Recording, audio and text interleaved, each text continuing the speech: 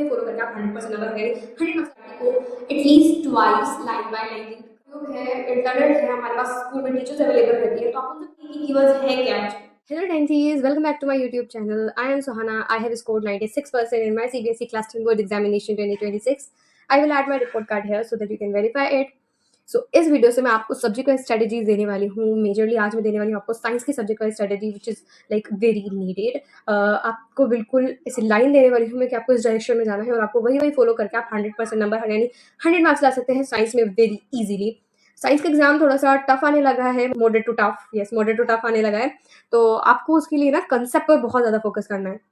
Like मैं आपको हर point पे बताने वाली हूँ. मैंने कुछ नोट्स बना लिए हैं अपनी डायरी में. मैं आपको उसमें से सब कुछ देखकर बताने वाली हूँ कि मैंने क्या फॉलो करा था, क्या फॉलो नहीं करा था. मैं आज आपको अपने नोट्स भी प्रोवाइड करने वाली हूँ जो मैंने like through out the year use करे थे. नोट्स प्रोवाइड करने वाली हूँ. मैं आपको कुछ ऐसी सीक्रेट बुक्स भी बताने वाली हूँ जो कि टॉपर्स यूज़ करते हैं. और यस, तो चलिए शुरू करते हैं. Start whether I have used reference book और नॉट. सो मैंने एक भी रेफरेंस बुक यूज़ नहीं करी थी. रेफरेंस बुक उन बच्चों के लिए होती है या फिर उस टाइम के लिए होती थी जब हमारे पास कोई गाइड नहीं होता था. अब तो हमारे पास यूट्यूब है, इंटरनेट है, हमारे पास स्कूल में टीचर्स अवेलेबल रहती है, तो आप उनसे पूछ सकते हैं क्या फ़ायदा. आप इतनी मोटी आपकी साइंस की एनसीईआरटी है, आप उसके लिए रेफरेंस बुक लें इतनी मोटी मोटी, केमिस्ट्री के अलग, बायो के अलग और फिजिक्स के अलग, आप उसमें अपने पैसे वेस्ट करें. तो आई वुड सजेस्ट कि आप रेफरेंस बुक ना लें, क्योंकि मैंने भी नहीं दी थी. एक्चुअली रेफरेंस बुक नहीं लेनी चाहिए. उससे अलावा मैं आपको मतलब एक बुक बताऊंगी, आप वो बुक ले सकते हैं. और ले सकते हैं क्या, मतलब आपको वो लेनी चाहिए if you want to score like 100. So let's move on एक और बहुत इंपॉर्टेंट पॉइंट पर. द पॉइंट इज कि आपको एनसीईआरटी को at least twice line by line read करना है. It is must. NCERT is like book में गॉड है वो. साइंस की NCERT is very very important. You should read it line by line. Line by line आपको NCERT read करनी है और वहीं पर ही जो कीवर्ड्स हैं. Next important thing is keywords. Keywords को आपको मार्क करना है वहीं पर ही बुक्स में. साइड में स्पेस होता है. मैं आपको मेरे पास मेरी साइंस की एनसीईआरटी है जो कि मैंने यूज़ करी थी. मैं आपको इसमें दिखा देती हूँ. ये देखो, ये मेरा लाइफ प्रोसेस चैप्टर है बायो का. इसमें यहाँ पे साइड में स्पेस होता है. तो what I use to do कि मैंने पैराग्राफ रीड करा, I use to write here. ये मुझे पूरे पैराग्राफ में क्या इंपॉर्टेंट वर्ड मिला या क्या कीवर्ड मिला या की लाइक हुक पॉइंट मिला, तो मैं उसको यहाँ साइड में लिख लेती थी. ये स्पेस एनसीईआरटी ने मेरे ख्याल से इसी वजह दे रखा है कि आप यहाँ पे इंपॉर्टेंट कीवर्ड्स या पॉइंटर्स आप लिख सके. और जब आप लाइक चैप्टर को रिवीजन करेंगे, अगर आप मतलब बुक से रिवीजन करते हैं, सेकंड आप रीड लगाएंगे, तो उसमें आप उन वर्ड्स पर ज्यादा ध्यान दे सकते हैं जो कि आपने साइड में लिखे. आपको कीवर्ड्स ऐसे तो मिलेंगे ही. आपको ना सबसे पहले पीवाईक्यूज देखने हैं. पीवाईक्यूज की भी आप चाहे क्वेश्चन अभी आप स्टार्ट हुआ है सेशन, तो अभी से तो आप पीवाईक्यू सॉल्व नहीं करेंगे, बट पीवाईक्यू की जो आंसर की होती है उसमें सिर्फ आपको आंसर रीड करना है. जो आप चैप्टर कर रहे हैं आप डायरेक्टली लाइक पीवाईक्यू ना चैप्टर वाइज भी आते हैं. सेल्फ स्टडी नाम से एक साइट है, मैंने पूरे टाइम उसी को यूज किया था पीवाईक्यू के लिए और सैम्पल पेपर्स के लिए, तो आप उसको यूज करें. सेल्फ स्टडी पर जाकर आप चैप्टर वाइज पीवाईक्यू निकाल सकते हैं. उसमें आपको आंसर की मिलेगी. आपको उस आंसर की में देखना है कि कौन कौन से लाइक कीवर्ड्स हैं. एक्चुअली कीवर्ड्स क्या होते हैं, मतलब कई बार टॉपर्स या टीचर्स बोल देते हैं कि कीवर्ड्स लिखो, कीवर्ड देखो, बट वो बताते ही नहीं कि कीवर्ड्स है क्या. Actually keyword is the hook point. मतलब आप सीबीएसई कीवर्ड को ही देखकर आपको नंबर देता है. अगर आपके आंसर में कीवर्ड है then you will get marks. अगर कीवर्ड नहीं है यू विल नॉट. और ये फिर आपको थोड़े कम मार्क्स मिलेंगे. तो बेहतर है कि आप कीवर्ड यूज करें. और कीवर्ड मैंने आपको बता दिया, आपको कहाँ से मिलेंगे. तो ना मैं आपको नेक्स्ट बात बताती हूँ कि साइंस को लर्न नहीं करना है. जब आपको कीवर्ड बता रही हूँ उनको भी लर्न नहीं करना. आपको थ्रू आउट द ईयर जब आप बार बार उसको रीड करें तो आपको खुद ही वो लर्न हो जाएगा. By heart, bottom of your heart से आपको उसको समझना है. Science is not a subject जिसको आप लर्न कर सकते हैं. साइंस को समझना ही होगा. सीबीएसई अब कॉन्सेप्ट पर ध्यान दे रहा है. एप्लीकेशन बेस्ड क्वेश्चंस आ रहे हैं, तो उसमें आपको रट्टा नहीं लगाना, लर्न नहीं करना है. साइंस को समझना है. मेरी स्कूल की teachers were like so good. Science की मेरी टीचर थी, वो बहुत अच्छी थी. लिटरली वो इतने अच्छे से समझाती थी, लाइक हर चीज़ को क्रिस्टल क्लियर कर देती थी. बट मैंने ऑनलाइन भी काफ़ी ज़्यादा पढ़ाई की है. लाइक स्कूल में तो मैं पढ़ती थी, बट मैं ऑनलाइन आकर भी पढ़ती थी. उससे मतलब जो भी कॉन्सेप्ट रह जाता था, डाउट कॉन्सेप्ट समझ में नहीं आता था अच्छे से, डाउट रह जाता था, तो मैं उसको यूट्यूब से या इंटरनेट से मतलब सॉल्व करा लेती थी, पूछ लेती थी. और वो डायरेक्टली मतलब मुझे बहुत अच्छे से समझा देता. ऐसे काफ़ी सारे टॉपिक थे जो मतलब मुझे समझ ही नहीं आ रहे थे, तो मैंने उनको यूट्यूब से समझा. प्रशांत भैया से समझा. इसको नहीं पता उनके बारे में, तो सब जानते हैं. प्रशांत भैया से मैंने काफ़ी सारे लाइक चैप्टर्स पढ़े हैं. बहुत अच्छा पढ़ाते हैं वो. मैं आपको साइंस के लिए उनको रिकमेंड करूंगी. प्रशांत भैया का आप बिल्कुल समझ सकते हैं, वो बहुत अच्छा पढ़ाते हैं. एंड समृद्धि मैम बायो बहुत सही पढ़ाती है. मैंने उनसे भी बायो की क्लासेस ली है. तो आपको स्कूल और ऑनलाइन, दोनों में बैलेंस बना के रखना है। ऐसा नहीं है कि आप पूरा ऑनलाइन पे चले गए या फिर पूरा ही स्कूल पे चले गए। आपको लाइक इंटरनेट को एक टूल की तरह इस्तेमाल करना है। तो आई वुड रिकमेंड कि अगर कुछ समझ नहीं आता तो उसको डाउट को वहां मत छोड़ो। You should like solve that doubt. या तो अपने स्कूल के टीचर से समझ लो, इंटरनेट से समझ लो, यूट्यूब से समझ लो, थाउजेंड ऑफ वीडियोज हैं। You should like solve your doubt at that point of time only. अगर आपको आज कोई डाउट आया है तो उस डाउट को उसी दिन आपको सॉल्व करना है। Important thing, your midterm marks, your pre board marks, your second pre board, first, जितने भी प्री बोर्ड्स होते हैं वो आपके फाइनल्स के मार्क्स को डिसाइड नहीं करते हैं। तो अगर आपका PT1 में 10th के या मिड टर्म में किसी में कम स्कोर आता है, दैट डजंट मीन कि आपके उतना ही स्कोर आएगा या उससे कम आएगा। अगर आप मेहनत करेंगे तो आपका फाइनल्स का स्कोर बहुत ऊपर जा सकता है। और अगर आप मेरी स्ट्रेटेजीज, मेरे टिप्स फॉलो करते हैं तो you will gate 100, I am pretty sure. तो जो मैं बता रही हूँ आपको सिर्फ वो करना है। मैं आपको लास्ट में समअप भी करके दूंगी, मतलब क्या क्या मैंने आपको बताया। आपको अपनी पर्सनल नोट जो मैंने यूज़ किए थे वो मैं आपको डिस्क्रिप्शन में प्रोवाइड कर दूंगी। उसके साइड बाय साइड एक तो मेरे फुल लाइक लॉन्ग नोट्स थे, chapter wise subject, chapter wise जो थे लाइफ प्रोसेस, मतलब जितने भी चैप्टर्स थे साइंस के उन सबके मैंने अलग अलग नोटबुक रजिस्टर्स बना रखे थे। उसमें मैं लॉन्ग नोट भी बनवाती थी। हमारी स्कूल की टीचर, बहुत अच्छे नोट्स थे उनके, बाय हार्ट बहुत अच्छे नोट थे। मैंने पूरे साल उन नोट से पढ़ा है।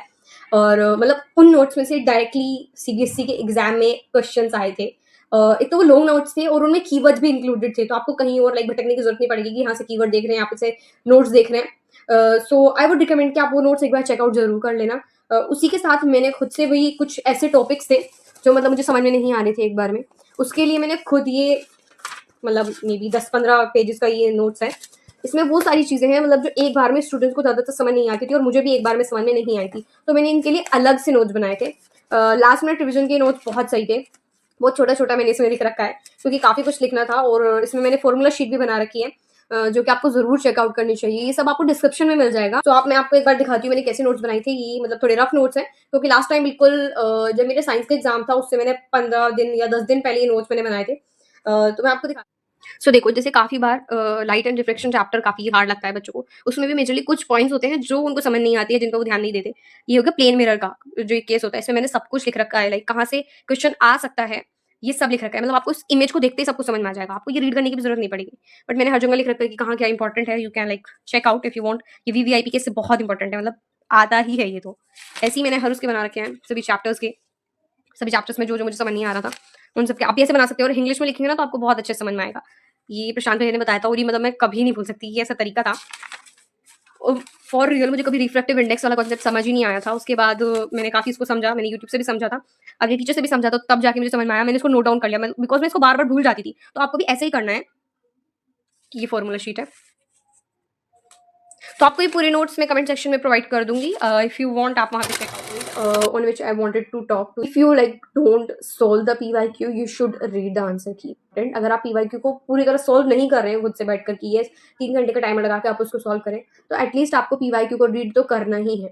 अगर आप PYQ को रीड भी करते हैं ना तो उससे आपको बहुत कुछ समझ में आता है कि किस टाइप के क्वेश्चंस आ रहे हैं, कैसी टाइपोलॉजी है क्वेश्चंस की, कौन से क्वेश्चंस हैं जो रिपीट हो रहे हैं थोड़े, और कौन से चैप्टर्स हैं जिसमें से मेजरली क्वेश्चंस आ रहे हैं, ऐसा कौन सा चैप्टर जो बहुत इंपॉर्टेंट है। ये सब आप CBSE की साइट पे देख सकते हैं। आप CBSE के PYQs को देखकर समझ सकते हैं बहुत। लास्ट बट नॉट लीस्ट और कुछ ऐसे चैप्टर्स हैं जो कि हाई वेटेज चैप्टर्स हैं, मैं आपको उनके बारे में बता देती हूँ। सो सबसे पहले आता है chemical reactions and equations. It is really easy, बहुत बहुत बहुत ज्यादा आसान है चैप्टर नंबर 1 ही है। तो ये काफी इजी है और काफी लाइक स्कोरिंग है। इसमें इक्वेशंस आती हैं, एक्टिविटीज पर बहुत ध्यान देना है। मेरे को एकदम याद आया कि एक्टिविटीज बहुत बहुत बहुत ज्यादा जरूरी है केमिस्ट्री की, उनको तो आप छोड़ ही नहीं सकते। उसी से ही एप्लीकेशन बेस्ड क्वेश्चंस आते हैं। मतलब कई बार तो ऐसा होता है कि डायरेक्टली NCERT की जो एक्टिविटी है केमिस्ट्री की मेजरली उसी से डायरेक्ट क्वेश्चन आ रहा है, थोड़ा सा घुमा फिरा के उसी से क्वेश्चन दे रहे हैं। तो एक्टिविटीज पर बहुत ध्यान देना है। एक्टिविटीज को में जो लास्ट में क्वेश्चंस लिखे होते हैं उन्हें क्वेश्चन को सोल्व करना है। अगर खुद से नहीं आ रहा है किसी टीचर से पूछना है, यूट्यूब से पूछना है, इंटरनेट पे सर्च करना है, बट उनमें से क्वेश्चन आते हैं। तो NCERT की एक्टिविटीज के अंदर जो क्वेश्चन होते हैं उनको नहीं छोड़ना है। और कलर चेंज वाले क्वेश्चन बाय हार्ट। मेरे क्वेश्चन पेपर में जो मैंने अभी पेपर दिया था साइंस का, उसमें आया था मे बी 5 मार्कर में था कि ये वाली इक्वेशंस लिखो, उसको बैलेंस करो, उसमें जो कलर चेंज हो रहा है वो लिखो, और इसमें फिजिकल चेंज है या नहीं, ये केमिकल चेंज है या नहीं वो लिखो। तो वो पूरा 5 मार्क्स का आ गया था। सो अगर आप चैप्टर को बहुत अच्छे से समझते हैं कि फिजिकल चेंज क्या है, केमिकल चेंज क्या है, कलर चेंज कब होता है, क्या ये केमिकल चेंज है तो क्यों है, तो आपको ये सब बहुत अच्छे से समझना है। तो आप डायरेक्टली आंसर लिख सकते हो और आपको रटने की भी जरूरत नहीं पड़ेगी। अगर आप एक बार चीज को समझ लेते हो तो आपके लिए बहुत आसान हो जाता है कि आप उसको अपने वर्ड्स में लिख लो एग्जाम में। Then next important chapter is carbon and its compound. You all know carbon and its compound काफी ज्यादा इंपॉर्टेंट चैप्टर है। मतलब बहुत से बच्चे कहते हैं ये बहुत हार्ड है, but I don't think so ये इतना हार्ड है। ये अगर आप इसको समझते हो ना अच्छे से, again the thing repeated I repeat, कि समझोगे ना तो बहुत आसान है, बहुत ज़्यादा टफ क्वेश्चन इसमें से नहीं आते हैं। चैप्टर थोड़ा लेंदी है बट बहुत ज़्यादा टफ क्वेश्चन इसमें से नहीं आते हैं, बट इंपॉर्टेंट है, काफ़ी ज़्यादा क्वेश्चन आते हैं।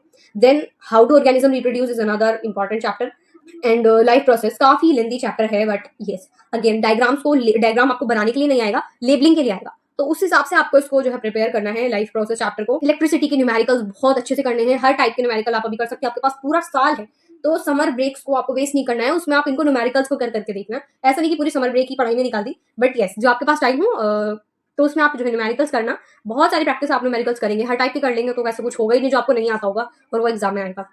Then last very scoring chapter, बहुत स्कोरिंग है ये, एनवायरमेंट बहुत आसान चैप्टर है, बहुत छोटा चैप्टर है, चुनु मुनु सा चैप्टर है ये, आप बहुत आसानी से कर सकते हैं और इसमें तो आप बहुत हाई मार्क्स जो है स्कोर कर सकते हैं।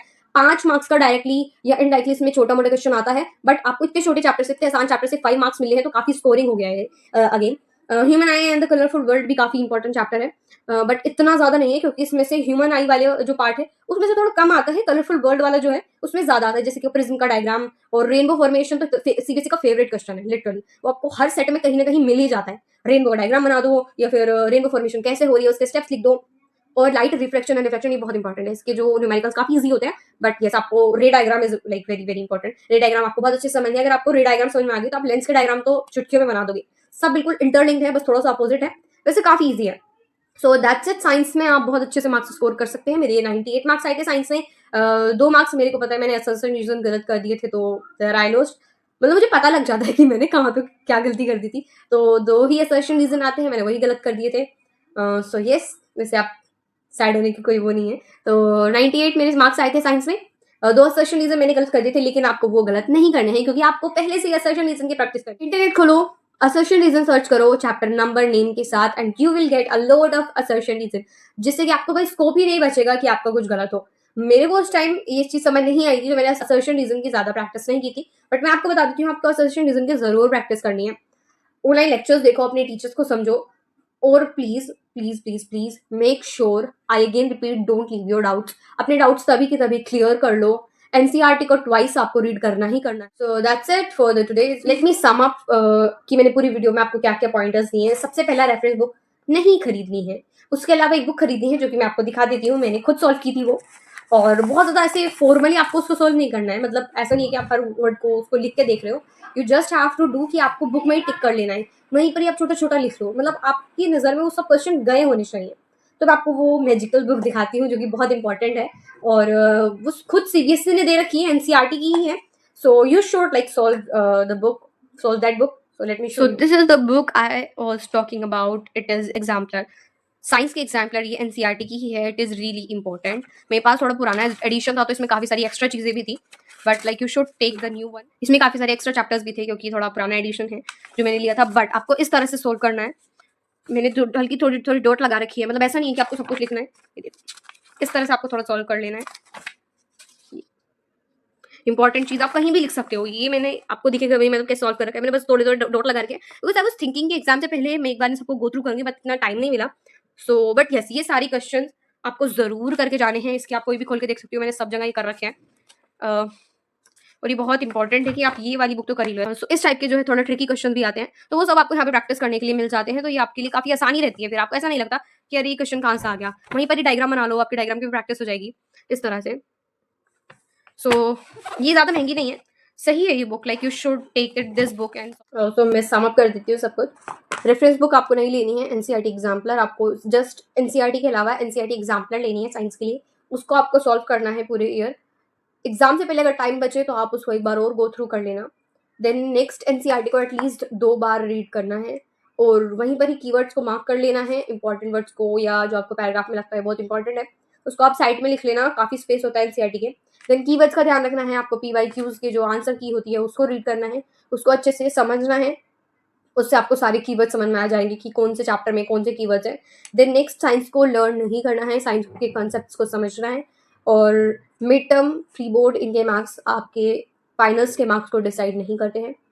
आपके क्या मार्क्स आएंगे वो आपको आपकी मेहनत पर डिपेंड करता है कि आपने कितने एफर्ट्स लगाए थे उस पर्टिकुलर सब्जेक्ट में, और साइंस में 100 लाना is very easy. Literature subject में तो फिर भी ऐसा होता है कि पता नहीं टीचर को ये वाला हमारा पॉइंट अच्छा लगा हो या नहीं लगा हो। साइंस में तो ऐसा है कि if you have written the right thing from your book, या फिर आपने अपना दिमाग लगा के कुछ सही चीज़ भी लिखी है, तो यू विल गेट मार्क्स। ऐसा नहीं है कि कोई टीचर आपके उसमें मार्क्स काट सकता है. सो येस, देन मैं अपने पर्सनल नोट्स आपको प्रोवाइड कर ही रही हूँ. डिस्क्रिप्शन में आप वहाँ से चेकआउट ज़रूर कर लेना. बहुत सही नोट्स है guys, trust me. Then PYQ को रीड करना है. And last but not least, doubts को नहीं छोड़ना है, डाउट्स को वहीं पर ही सॉल्व करना है. यूट्यूब से सॉल्व करो, ऑनलाइन सॉल्व करो, ट्यूशन में जाके सॉल्व करो, कोचिंग में जाके सॉल्व करो, अपने स्कूल की टीचर से पूछो, कैसे भी करो, बट डाउट नहीं रहना चाहिए, डाउट सॉल्व करना है. क्योंकि क्या होता है, जो हमें डाउट होता है ना, उसी से ही क्वेश्चन आ जाता है, तो तब ज़्यादा हर्ट होता है कि इससे अच्छा तो पहले ही पूछ लेते. तो उसका ध्यान रखना है. और अगर आपको मेरी ये टिप्स अच्छी लगी हो तो प्लीज़ प्लीज़ मेरे चैनल को सब्सक्राइब कर दो. मेरे क्या, अपने चैनल को सब्सक्राइब कर लो भाई, अब तो 10th का चैनल है ये. और लाइक कर दो वीडियो को. और आने वाली वीडियो में आप मुझे बता दो कि आपको इस बार कौन सी वाले सब्जेक्ट की जो है स्ट्रैटेजी चाहिए, मैं उसी पे इस सब्जेक्ट स्ट्रैटेजी बना दूंगी. और अगर मेरी स्ट्रैटेजी पसंद आई हो तो प्लीज़ शेयर कर दो अपने 10th के साथ, जो आपके 10th क्लास में स्टूडेंट्स हैं या फ्रेंड्स हैं. 10th क्लास में आपके फ्रेंड्स हैं, उनकी भी थोड़ी हेल्प हो जाए, बिकॉज हेल्प करना बहुत ज़रूरी है. मैं भी तो आपकी हेल्प कर रही हूँ guys. So please make sure you share my video and comment below अगर आपको मेरी स्ट्रैटेजीज पसंद आई हैं. And yes, last but not least, I wanted to tell you guys कि अगर आपको कोई सी भी सब्जेक्ट की किसी भी चैप्टर में कोई भी प्रॉब्लम आती है या किसी टॉपिक को समझने में प्रॉब्लम आती है, I will teach you. You just have to comment the topic का नाम या चैप्टर का नाम, I will teach you. Because अभी रिसेंटली पढ़ा है, सो yes, I remember it. काफ़ी अच्छे से मैं आपको पढ़ा सकती हूँ. So just comment below. See you in the next video. Bye bye.